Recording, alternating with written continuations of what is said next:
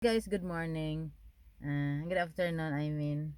Anyway, how will you feel? How would you feel if you are in between while you're driving, you are in between learners? Because that's the situation I have while driving to work. And I'm in between no, in my front learner and my back learner. So, you know how I feel? I'm very cautious. I am very cautious that I don't even want to move the car if possible, because you know them, they are very, scary or whatever. They're very careful also as learner, because I remember when I was, why I'm speaking English, because I remember when I am also a learner, and it's not easy. And this car in front of me, it took her ages to move.